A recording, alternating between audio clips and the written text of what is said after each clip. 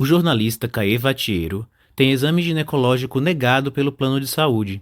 A empresa alega que ultrassonografia transvaginal é para mulheres e no cadastro consta o gênero masculino. Após atendimento em unidade básica de saúde, homem trans gestante não consegue efetivar o seu cadastro no programa Mãe Paulistana. Médico ginecologista notifica ao Ministério da Saúde sobre a inconsistência do formulário de cadastro para coleta de colpocitologia, o exame de Papa Nicolau. O formulário utilizado exige o preenchimento do nome da mulher em todos os casos. Não tendo a identidade de gênero questionada, casal formado por duas pessoas que nasceram com útero e ovário saem de clínica de reprodução assistida com uma solicitação de espermograma. Atendendo à solicitação de médico ginecologista, a Prefeitura do município de São Paulo autorizou a utilização do implante subdérmico de etonogestrel, o Implanon, para todas as pessoas que menstruam. O implante, que tem alta eficácia porém alto custo, estava disponível apenas para mulheres cis em situações de vulnerabilidade. O que eu estou negando quando eu critico o termo pessoas que menstruam, é que é um termo que é utilizado e fixa mulheres numa função biológica e apaga a categoria mulher. Se eu falo pessoas que menstruam, por exemplo, em termos de políticas públicas, eu estou falando de quem? Eu estou falando de mulheres, estou falando de homens trans. Como é que eu vou ter dados concretos dessa realidade? Baseado em fatos reais. Eu sou Tiago Oliveira, médico com residência em ginecologia e complementação especializada em reprodução assistida no Hospital das Clínicas da Universidade de São Paulo. Respeitando, validando e promovendo lugares de fala, o podcast Transverso traz uma conversa horizontal hoje com pessoas cuja vivência é atravessada pela possível ocorrência de uma menstruação, seja na vida pessoal, profissional ou em ambas. Eu sou Daniela Menezes, sou uma mulher cis, branca, sou médica ginecologista obstetra, especialista em sexualidade. Eu fiz a minha residência médica no Hospital Israelita Albert Einstein, fiz a minha pós-graduação de sexualidade no IPQ, que é o Instituto de Psiquiatria da USP. Olá, meu nome é Kaique Golo, sou um homem trans, pansexual, psicólogo e pós-graduando em fenomenologia e hermenêutica. Além disso, trabalho com atração e seleção, com foco direcionado para diversidade e inclusão. Eu sou o Camilo Miranda, médico pela Universidade Federal do Maranhão, psiquiatra pela residência de psiquiatria do Hospital Geral de Carapicuíba, pela Secretaria Estadual de Saúde de São Paulo. Eu sou psiquiatra voluntário no Núcleo Trans da Unifesp, sou psiquiatra do SUS, sou travesti pelo CFM, pelas definições que eles usam. E eu sou uma pessoa transmasculina, um tanto feminino por mim mesmo.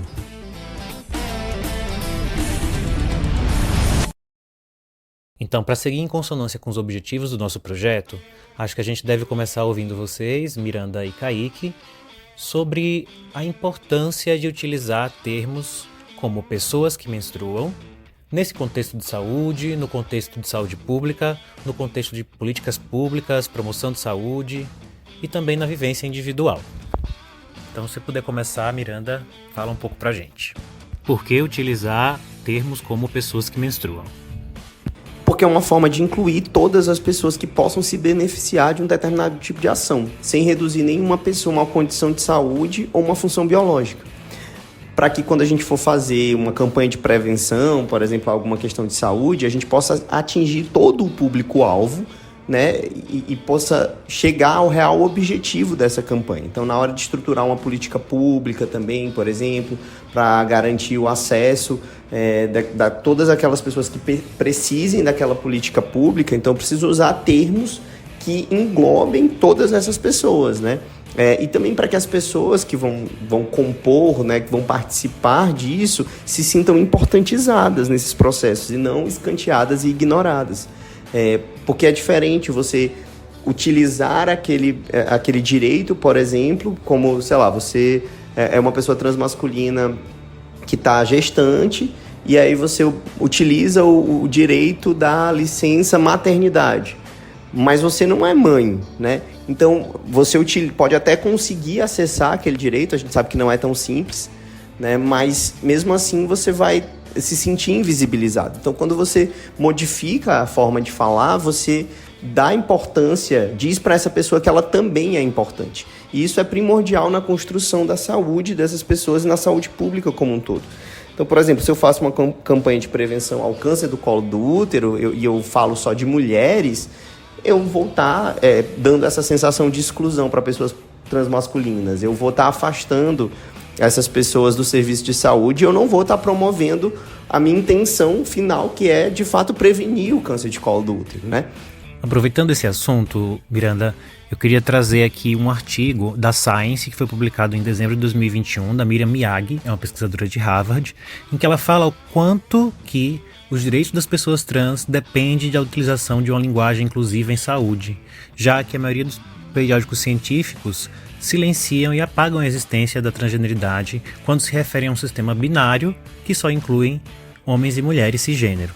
Então, como cientistas, devemos combater a apropriação indevida de temas biológicos, promovendo uma linguagem precisa que se concentre nas próprias variáveis, por exemplo, pessoas que menstruam, e reconhecendo que as pessoas expressam essas variáveis de maneiras que podem não estar de acordo com o sistema binário de sexo ou gênero.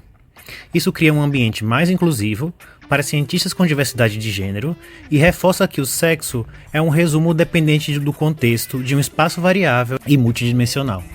Então, se eu vou fazer uma lei para garantir o acesso a absorventes para pessoas que não podem pagar, qual que é o meu objetivo com isso?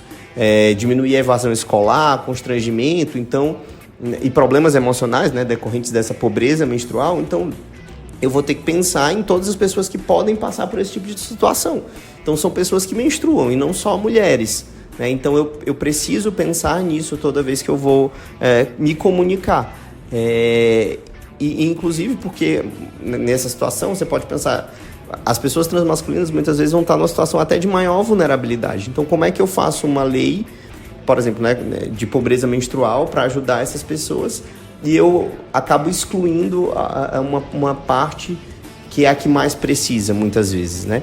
Então é importante a gente usar esses termos para que a gente garanta que esses direitos, esses acessos cheguem em quem realmente tem que chegar e faça com que as pessoas que devem ser contempladas possam se sentir de fato vistas e respeitadas.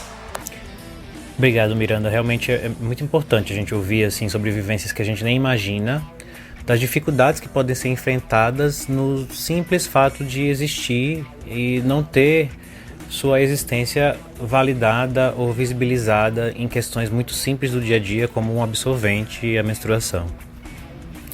Então, o que mais você diria, Kaique, assim, em relação a por que utilizar e quais as consequências de não utilizar termos assim que abrangem outras identidades? A saúde, a consulta, um tratamento com um médico, uma médica, um médico, deveria ser direito de qualquer pessoa. Só que quando a gente pensa nessa consulta, a gente precisa também pensar na segurança psicológica e emocional desse paciente, dessa pessoa. E a gente esbarra em diversos profissionais que não têm o conhecimento sobre o tema. Ou às vezes sabe por alto, mas acaba fazendo alguma transfobia, alguma discriminação. Então, é importante que isso chegue à população, mas também que chegue aos médicos, né? As médicas, enfim. Porque a gente vai diminuindo. A gente pensa que o Brasil é o país que mais mata pessoas trans, mas a gente esquece de pensar na saúde. Como que está essa saúde? Porque não é um país que só mata no fato de ser um homicídio, mas também que deixa pessoas trans vulneráveis no ponto de saúde, educação. Então não é só a transfobia que mata, mas também o deixar de lado o cuidado básico que todas as pessoas deveriam ter direitos. Então eu percebo que muitos profissionais da saúde não têm conhecimento do tema, às vezes por não se interessar, e os que têm, alguns respeitam, né? Então a gente tem experiências positivas com isso, mas tem outros que não, por mesmo que entendam, fazem a transfobia, enfim, ali no consultório, e é um lugar fechado. A gente precisa ter estratégias de que nas universidades, na formação de medicina, tenham conhecimento para que esses profissionais ali saiam mais preparados para atender pessoas trans. É importante a gente entender o contexto da formação do ginecologista. E queria entender um pouco de você, Dr. Thiago, como que foi dentro da sua formação como ginecologista, que as pessoas trans foram citadas, que o assunto foi abordado. Antes de responder a pergunta em si, eu queria reforçar qual é o meu contexto discursivo, que é de um homem cis, que tem um conhecimento técnico em ginecologia e saúde pública que advém da minha formação e atuação profissional. A resposta dessa pergunta resume muito da problemática da relação ou da ausência de relação entre a ciência da saúde e as pessoas trans. Eu tive 11 anos de formação, 6 anos de faculdade, em Maceió. Depois 3 anos de residência em ginecologia e 2 de reprodução assistida, que foram no maior complexo hospitalar da América Latina, que é o Hospital das Clínicas da USP. Nesses 11 anos de formação, eu não atendi nenhuma pessoa trans. Nos conteúdos teóricos que foram discutidos, na abordagem dos casos, não foi citada a existência de qualquer outra identidade que não mulher cis. Então, se eu estou falando do maior complexo hospitalar e de pesquisa da América Latina, e que na ginecologia não há o atendimento nem sequer o pensamento sobre a existência de pessoas trans, restam 2 possibilidades. Ou as pessoas trans não existem, ou a existência delas está sendo invisibilizada. E esse processo de apagamento dentro das ciências da saúde decorre da atribuição da identidade de gênero a um diagnóstico de saúde mental, que se configurou como uma catraca de acesso aos serviços e ao cuidado. Então, ao procurar qualquer serviço de saúde, a pessoa trans se deparava com a necessidade de um encaminhamento para um profissional de saúde mental e para acessar cuidados específicos aos quais ela tem direito, precisa ser aprovada nessa triagem de saúde mental. Ou seja, convencer o psiquiatra que de fato é uma pessoa trans, para que assim ele decida se ela tem direito a acessar esses cuidados e quais as intervenções que são possíveis, que são baseadas basicamente nas tecnologias médicas que estão disponíveis. E assim, mesmo não existindo um ambulatório específico voltado à população trans dentro da ginecologia, a pessoa trans pode precisar de atendimento ginecológico. A ciência que estuda útero, ovário, vagina, vulva é a ginecologia.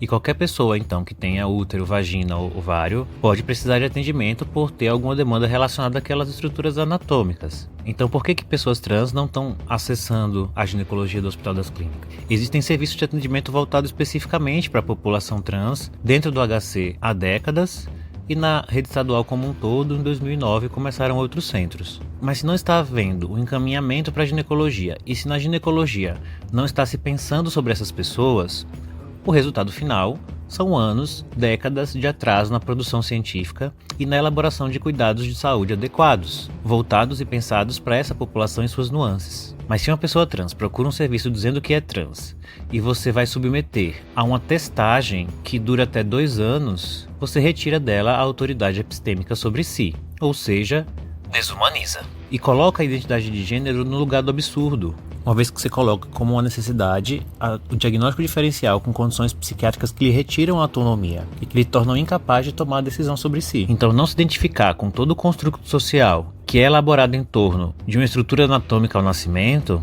as normas e expectativas definidas para as pessoas que, por exemplo, não têm o cromossomo Y, a gente encarou como algo que precisava de validação. Porque, afinal, é óbvio, se você não tem um cromossomo Y, você automaticamente vai se identificar com tudo que se configura para a mulher na sociedade atual. Então veja de que maneira a medicina incorpora a gestão desse dispositivo. Trata-se de um assujeitamento que, ao mesmo tempo em que se diagnostica a verdade de um sujeito, você o liga coercitivamente a uma determinada identidade. É preciso inverter esse procedimento filosófico de remontar a um sujeito constituinte a multiplicidade das formas de subjetivação, que em diferentes circunstâncias históricas vão se estabelecendo diferente. Não é a mesma coisa ao longo do tempo e, inclusive, no mesmo espaço temporal, varia entre culturas.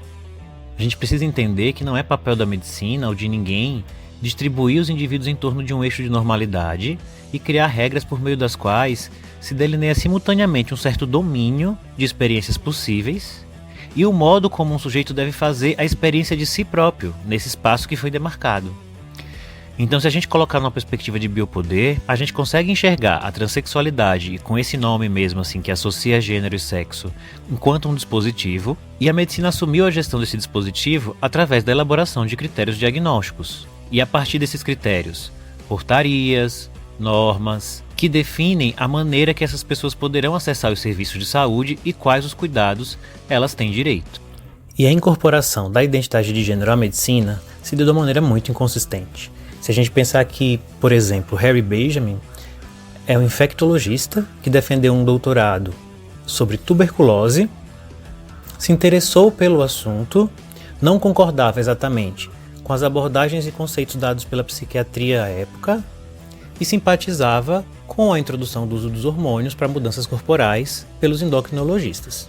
Então ele elaborou critérios diagnósticos e lançou um tratado chamado Fenômeno Transsexual, no qual ele disserta sobre as características que definem o verdadeiro transexual. Isso elaborado por esse homem cisgênero, infectologista.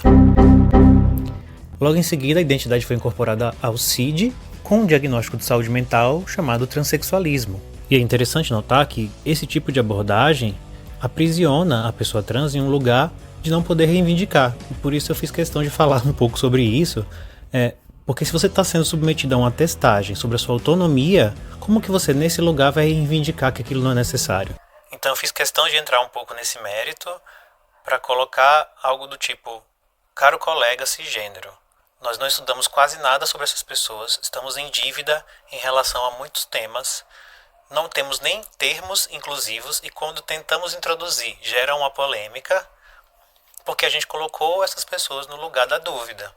Parem um pouco para olhar para esse cenário e entender que a gente precisa agora ter um olhar diferenciado para escutar, deixar de lado as nossas pressuposições, extrapolações e referências de normalidade para buscar uma atenção adequada, cuidados adequados e elaborados a partir dos desejos e expectativas de quem precisa desse cuidado. Então, para não ficar parecendo que eu estou falando sobre mim e sobre a minha realidade de formação apenas, né?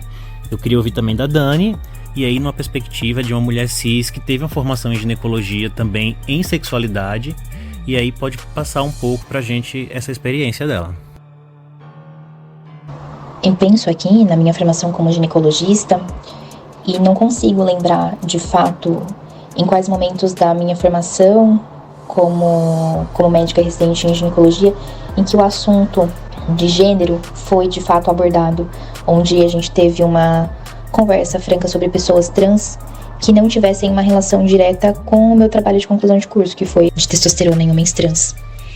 Então, fora desse contexto extremamente acadêmico, né, de sentar e estudar, ler artigo e pensar sobre, não existiu nenhum outro momento da minha formação na residência médica, nem teórica, nem prática, onde de fato a gente conversou, discutiu sobre identidade de gênero, quiçá sobre atendimento a pessoas trans.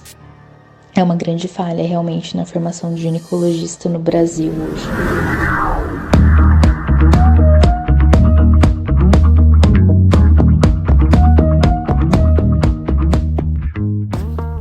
Então, Miranda, aproveitando a fala da Dani, você não acha que a gente vai estar invisibilizando pessoas como ela, assim, apagando o termo mulher da discussão e aí diminuindo os espaços, oprimindo mulheres? Não. Primeiro porque a ideia não é abolir o uso da expressão mulheres que menstruam ou mulheres, mas sim fazer com que cada expressão seja utilizada no contexto adequado. E também porque, assim, para a gente pensar em opressão, né, você vai ter que ter uma sociedade em que o grupo opressor tenha domínio, tenha poder de estruturas sociais que vão ser pensadas e feitas especialmente ou preferencialmente para esse grupo, né? Enfim, os opressores são aquelas pessoas que vão ter privilégios, que no caso não é o que acontece com as pessoas trans, né? Pelo contrário. Isso é uma prerrogativa cis na nossa sociedade. Então, né, desde banheiros, certidão de nascimento ou chá de revelação, tudo é feito para cisgeneridade. Então, achar que pessoas trans conseguem oprimir qualquer grupo de pessoas cis é o mesmo que achar que, sei lá, mulheres feministas estão oprimindo os homens hoje em dia porque, enfim, não permitem mais que eles sejam violentos, machistas e abusivos. Os caras podem espernear e não gostar por estar perdendo esse privilégio, né, de passar incólume com seus preconceitos que eles tinham, né, mas eles não podem falar que isso é uma opressão, né, é muito diferente. Então, mesmo que as pessoas trans quisessem fazer isso, elas não têm esse poder, né, e não é esse o objetivo. como eu estava falando, a ideia não é apagar essas identidades, não é uma vingança, né? Não é fazer com o termo mulheres, com a identidade mulher, o que fizeram e fazem até hoje com as identidades transmasculinas, né? Como os boysetas e tudo mais. A ideia é realmente usar cada expressão no seu contexto adequado. Então, se eu for falar de feminicídio, eu vou falar de mulheres, né? Porque aí é um contexto específico para mulheres. Agora, se eu for falar de pobreza menstrual, então eu tenho que falar de pessoas que menstruam. Se eu for fazer alguma outro tipo de ação específica, né? Se eu precisar mapear um grupo, então saber quantos são e tudo mais, eu posso usar cada termo específico. Eu quero saber quantas pessoas se identificam como não binárias, como transmasculinas, como homens trans. Então eu vou usar esses nomes específicos, né? Como mulheres, seja cis ou sejam mulheres trans. Então eu vou usar essas nomenclaturas, elas não vão ser abolidas. A ideia é só que a gente use em contextos específicos, né? Em situações adequadas para cada objetivo. Então, da mesma forma em que as mulheres, né, não lutaram para que esse termo mulher, não fosse equiparado com nenhum tipo de função biológica ou característica física, né? Então, para não fazer campanhas de amamentação, como se todas as mulheres amamentassem ou todas as mulheres engravidassem. Então, se cria essas outras expressões, mulheres que têm útero, porque nem toda mulher tem útero, né? Mulheres que estão amamentando, porque nem todas as mulheres vão estar amamentando e tudo mais. Foi uma demanda das mulheres, e é importante exatamente para fazer essa separação. Também é uma demanda das pessoas trans serem incluídas nessas campanhas, nesses contextos, mas sem serem equiparadas às suas funções biológicas também. Então, a gente só mudou, né, de mulheres que têm útero, por exemplo, para pessoas que têm útero. E essa reivindicação, né, não diminui nem apaga a importância das outras identidades. Pelo contrário, só as equipara. Na verdade, só está dizendo assim, olha, nenhuma identidade é mais importante que a outra. Então, não vamos colocar, né, essa identidade acima. Vamos colocar todo mundo no mesmo patamar, de igual para igual, pessoas. E aí, como falei, dependendo do contexto, aí sim a gente vai especificar. Tiago, que mudanças são possíveis a curto e longo prazo para tornar a abordagem ginecológica mais inclusiva? A primeira mudança necessária é a de posição. A gente tem que horizontalizar a relação entre profissional de saúde e usuário. Horizontalizar e inverter boa parte do fluxo da informação, partindo do pressuposto que o usuário sabe sobre si, sabe sobre suas necessidades e, portanto, o que eu preciso é ouvir. Porque a realidade é que a gente não sabe de muita coisa e fica extrapolando conhecimentos adquiridos em outros contextos, reforçando alguns conceitos que são falsos, sem dados de evidência científica, e praticando uma espécie de medicina do medo, exagerando nos riscos, exagerando nas consequências, na irreversibilidade, na gravidade de cada conduta, quando na verdade esse excesso de cuidado é transfobia. Porque em outros contextos a gente toma condutas muito semelhantes com muito menos cautela. Então, se o problema não é a conduta e sim o gênero, a gente traz uma carga cultural, transpõe para a medicina na forma de preconceito e disfarça esse preconceito na forma de cuidado. Então, em primeiro lugar, a gente precisa ouvir o que a população tem a dizer. Porque a população aprendeu muito sobre si no momento em que estava marginalizada do cuidado e precisou aprender a se virar sozinha. Então, quando eu não consigo acesso aos cuidados, ou quando sou violentado nesse acesso, eu vou aprender na vida com quem está fazendo, com as minhas amigas, com meus amigos, e é um saber que é baseado na experiência, que acaba sendo uma verdade muito individualizada, que às vezes não consegue ser extrapolada para uma população, mas acaba que esse saber popular é mais rico do que o nosso, que é extrapolado de uma realidade diferente. Então, esse saber organizado que a população desenvolveu, a gente precisa ouvir, incorporar alguns conceitos e, a partir desses conceitos, desenvolver conhecimento científico, elaborar cuidados de saúde que sejam verdadeiros e válidos, porque eles vão visar aos desejos e anseios dessa população, as expectativas dela. Porque as nossas expectativas, os nossos objetivos, são todos contaminados por uma normalidade cisnormativa. Para ouvir essa população, a gente precisa incluir. E incluir no serviço é diferente de integrar. E nesse momento acho que a gente toca um pouco as falas da Djamila. Tem uma discussão ampla sobre a diferença desses termos no campo da educação, mas sendo bem simplista, para integrar a gente precisa que a pessoa que é marginalizada se adapte às práticas já estabelecidas e com isso se adeque à realidade que já existe, mas ela já está vulnerabilizada. Mas o que a gente precisa, na verdade, é utilizar do princípio da equidade e incluir. E nesse sentido, o grupo hegemônico que ali se encontra adapta suas práticas para que caiba nesse espaço um novo grupo que ele vai agregar. E o que a gente tem de realidade hoje? Para começo de história, gines vem do grego arcaico mulher. Ginecologia, na maioria das faculdades, é ensinada na disciplina de saúde da mulher. Os hospitais onde se atende gestantes são maternidades. As campanhas de promoção de saúde, quando tocam o campo da ginecologia, é o Outubro Rosa. Então, a realidade transmasculina é invisibilizada. Eu espero sinceramente não estar cometendo uma aberração sociológica, mas dentro do guarda-chuva da ciência ginecologia, a mulher cis ocupa um espaço privilegiado e hegemônico e precisa incluir outro grupo, abrindo mão desse privilégio de ser o único grupo que é abordado. É claro que essa inclusão começa pela linguagem. E eu preciso falar de pessoas que menstruam, aliás, de pessoas que podem menstruar, né? Porque nem toda mulher menstrua, muito menos, nem toda pessoa transmasculina menstrua, mas pode. Quem tem útero pode menstruar. E quem pode menstruar pode engravidar também. Porque quando a gente fala em pessoas que podem engravidar, aí a gente tem que planejar a distribuição de métodos contraceptivos. E aí esses métodos vão implicar em custos diferentes de acordo com as necessidades de cada um desses grupos. Então a gente vai ter um montante de recursos e de políticas voltadas ao planejamento reprodutivo. Dentro desse montante, políticas que são voltadas às necessidades de mulheres cis e das necessidades específicas de pessoas transmasculinas, por exemplo. Então a Prefeitura do município de São Paulo tinha estabelecido que a liberação do implante de etonogestrel, o Implanon, estava restrito a situações de mulheres cis em situação de vulnerabilidade. E o que é que a gente entendeu? Que era um método possível a ser usado em pessoas transmasculinas, porque ele contém uma progesterona que é androgênica, e que o fato de não haver outros métodos similares ou de equivalência de eficácia e conforto tornava as pessoas transmasculinas um grupo vulnerável. Na ausência de outros métodos, a gente pautou considerar pessoas transmasculinas vulneráveis e incluir nessa política. Então agora o implante de etonogestrel é para todas as pessoas que menstruam. Então, resumindo, a curto prazo a gente inclui utilizando o princípio da equidade e escuta.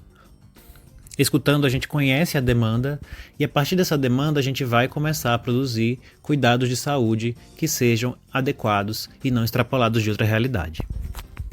Eu fui bem específico em relação à questão da inclusão no assunto de atendimento à população trans.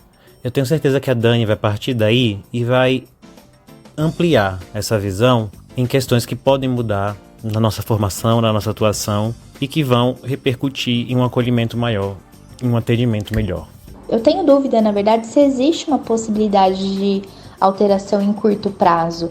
Eu acredito que em médio e longo prazo, que a gente precisa ter, não só dentro da ginecologia, mas dentro da formação dos profissionais de saúde, é uma compreensão maior do nosso papel social, como profissional de saúde e como indivíduo mesmo, como cidadão.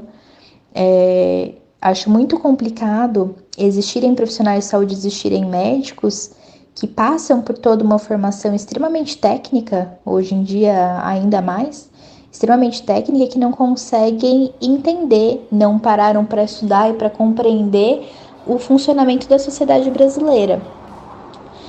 Não entender como a nossa sociedade está estruturada, não entender todos os papéis colocados aqui, não entender como as violências se estruturam, não entender que existe uma periferia da periferia aqui no Brasil, é bastante complexo, bastante complicado quando a gente quer um profissional de saúde que vai atender hoje majoritariamente no SUS, atender populações periféricas com as quais ele muitas vezes não tem o mínimo de empatia, não tem o mínimo de conhecimento e o mínimo de empatia mesmo.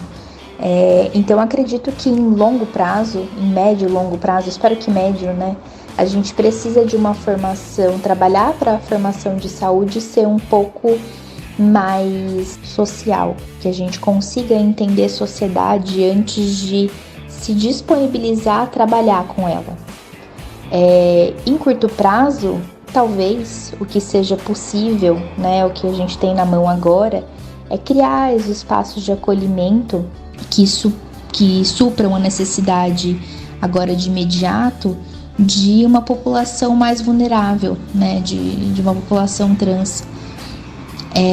De toda forma, esses espaços que podem fornecer médicos de família e comunidade que tenham experiência em lidar com a população, que vão trabalhar para tratamentos específicos ou não, podem ajudar bastante na inclusão dessas pessoas nos atendimentos de saúde, especialmente aí pensando no SUS, mas vale lembrar que pessoas trans, antes de tudo, são indivíduos com suas particularidades. Em algum momento pode ser que eles precisem de um atendimento de um ortopedista porque quebraram o pé, de um oftalmo que precisam trocar o óculos, de um cardiologista porque tem hipertensão de difícil controle.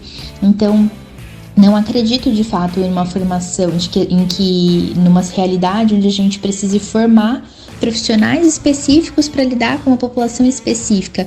Acredito sim na possibilidade da gente trabalhar lá de trás, na formação dos jovens médicos, dos jovens profissionais de saúde, para que eles entendam que as pessoas têm as suas individualidades, suas particularidades e que eles consigam trabalhar com as minorias da mesma forma como eles conseguem trabalhar com a elite brasileira que pede atendimentos mais específicos.